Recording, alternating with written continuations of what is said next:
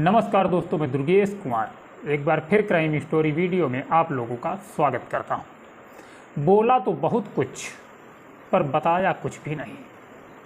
Police ने बोला कि कैसे सुल्तानपुर में भरत ज्वेलर्स की दुकान में डकैती की साजिश रची गई। उस साजिश में कौन कौन लोग शामिल थे, किस किस ने इस साजिश को अंजाम देने के लिए मोटरसाइकिल चुराई थी, लूट का सोना कितना बरामद हुआ, लेकिन ये नहीं बताया कि मंगेश यादव का एनकाउंटर असली था या नकली था। ये भी नहीं बताया कि 2 सितंबर को मंगेश यादव को उठाया गया था या नहीं, और ये भी नहीं बताया कि मंगेश यादव का एनकाउंटर चप्पल में कैसे हो गया। डकैती के किसी मामले में यूपी पुलिस के इतिहास में सबसे पहले शायद ही इससे बड़ी कोई प्रेस कॉन्फ्रेंस हुई हो। इसी से इस केस की अहमियत को समझा जा सकता है। लखनऊ पुलिस मुख्यालय में टेबल, कुर्सी, माइक सब सेट हो चुका था। कैमरे के पीछे तमाम क्राइम रिपोर्टर अपनी अपनी सीट पकड़ चुके थे और तभी एक एक कर यूपी पुलिस के 3 सबसे आला अफसर पहले से तय अपनी कुर्सियों पर बैठ गए। बीच में यूपी पुलिस के डीजीपी बैठे, जिनका नाम प्रशांत कुमार। उनके बाईं तरफ अमिताभ यश बैठे थे, जो यूपी के एडीजी लॉ एंड ऑर्डर और एसटीएफ चीफ हैं, जबकि प्रशांत कुमार की दाहिनी तरफ DGP Lucknow zone SB Shirodkar बैठे थे। इतना तो सब हो गया, अब आगे आपको बताते हैं आखिर हुआ क्या। हाल के वक्त में यूपी क्या देश के किसी भी राज्य में किसी डकैती के केस को लेकर रिपोर्टर के सवालों के जवाब देने के लिए एक साथ इतना बड़ा लाव लश्कर शायद ही कभी इकट्ठा हुआ। पर यहाँ मामला थोड़ा दूसरा था। बात डकैती की नहीं, सवाल डकैती से जुड़े मंगेश यादव के उस एनकाउंटर का था, जिसे लेकर यूपी पुलिस पर उंगलियां उठ रही हैं। पर कमाल देखिए, डकैती से लेकर राज्य के डीजीपी तक की बात डीजीपी साहब ने कर दी, लेकिन मंगेश यादव के एनकाउंटर पर उठ रहे सवालों का ऐसा एक भी जवाब नहीं दिया जो असली या फर्जी एनकाउंटर के शक को दूसरी तरफ घुमा सकता। यूपी पुलिस ने पूरी तैयारी के साथ प्रेस कॉन्फ्रेंस की। प्रेस कॉन्फ्रेंस के बीच में बाकायदा कुछ वीडियो चलाए गए। इन वीडियो के जरिए 28 अगस्त की दोपहर करीब 1:15 बजे सुल्तानपुर के भरत ज्वेलर्स में डाका डालने वाले 5 लुटेरों की बिल्कुल क्लियर तस्वीर भी दिखाई गई। इतना ही नहीं, यूपी पुलिस ने इन तस्वीरों पर ग्राफिक्स का भी ठीक वैसे ही इस्तेमाल किया जैसे अमूमन न्यूज चैनल वाले करते हैं। हर लुटेरे की इमेज को फ्रीज कर 1 से 5 नंबर तक की गिनती दिखाई गई। ये सारी मेहनत इसलिए थी ताकि ये दिखाया जा सके कि इस लूटपाट में जो 5 लुटेरे शोरूम के अंदर थे, उनमें से एक मंगेश यादव भी था। हालांकि चेहरा किसी का नहीं दिख रहा था।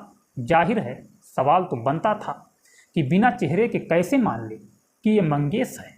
एक रिपोर्टर ने पूछ भी लिया। इस पर डीजीपी साहब झुंझलाते हुए पता नहीं सवाल को कहां से कहां लेकर चले गए। मंगेश यादव के एनकाउंटर को लेकर उठ रहे सवालों के बीच शायद यूपी पुलिस ये भूल गई थी कि सुल्तानपुर के भरत ज्वेलर्स में हुई डकैती पर किसी को शक नहीं है। वहां डाका पड़ा, ये सच है। डकैत कैमरे में कैद हुई, ये भी सच है। इन 5 नाकाबपोशों में एक मंगेश यादव भी हो सकता है, ये भी मुमकिन है। मंगेश यादव पर चोरी के 8 पुराने केस, ये भी सही है। वो 2 बार जेल गया, इसको भी झुठलाया नहीं जा सकता था। पर सवाल ये सब थे ही नहीं। सवाल तो ये था कि क्या मंगेश यादव का एनकाउंटर फर्जी है? क्या मंगेश यादव को 2 दिन पहले से ही उसके घर से उठा लिया गया था?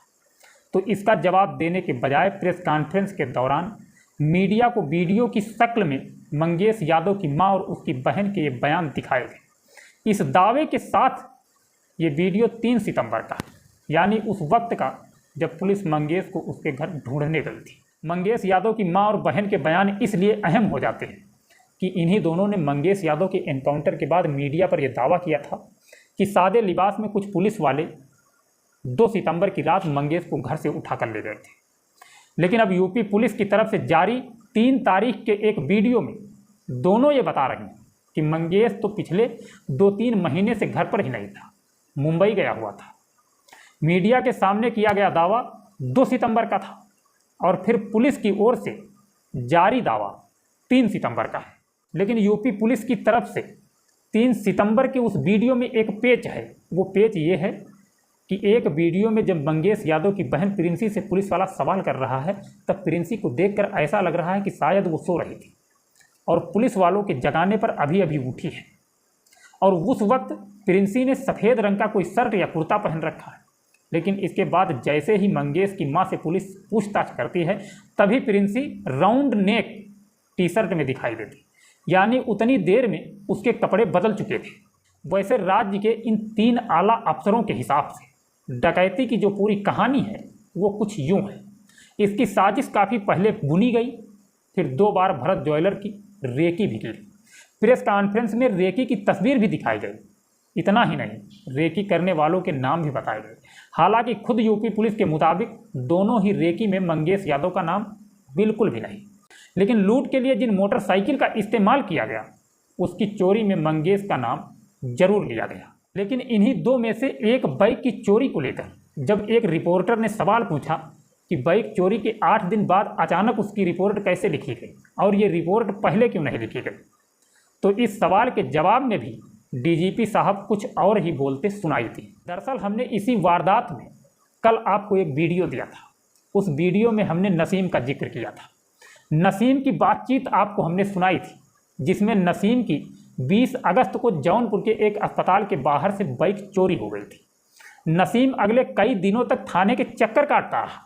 112 नंबर पर पुलिस को कॉल भी किया, लेकिन किसी ने उसकी रिपोर्ट नहीं लिखी। फिर 28 अगस्त को भरत ज्वेलर्स में डाका पड़ने के कुछ घंटे बाद अचानक उसकी बाइक चोरी की रिपोर्ट पुलिस उसके घर पर जाकर खुद लिखती है। अब यहाँ सवाल ये भी है कि अगर नसीम की बाइक चोरी की रिपोर्ट वक्त पर लिख जाती, अस्पताल के सीसीटीवी फुटेज से बाइक चुराने वालों की निशानदेही कर ली जाती, तो क्या पता भरत ज्वेलर्स में पड़ने वाले डाके की साजिश का खुलासा पहले ही हो जाता। फिर ना डाका पड़ता और ना यूपी पुलिस को मंगेश यादव का इनकाउंटर करना पड़ता। वैसे कमाल की बात यह भी है कि इस डकैती को लेकर आज सिर्फ यूपी के टॉप पुलिस अफसर ही मीडिया के सामने नहीं आए, बल्कि राज्य के उप मुख्यमंत्री ब्रजेश पाठक और सुल्तानपुर के ज्वेलर्स एसोसिएशन को भी आगे लाकर सफाई दिलवाई गई। खैर, इस घटना से और इस वीडियो से हम लेना चाहेंगे इजाज़त। मिलेंगे नेक्स्ट वीडियो में। अपना ख्याल रखना, अपने परिवार का ख्याल रखना, दोस्तों के साथ हंसी खुशी से रहना। जय हिंद, जय भारत।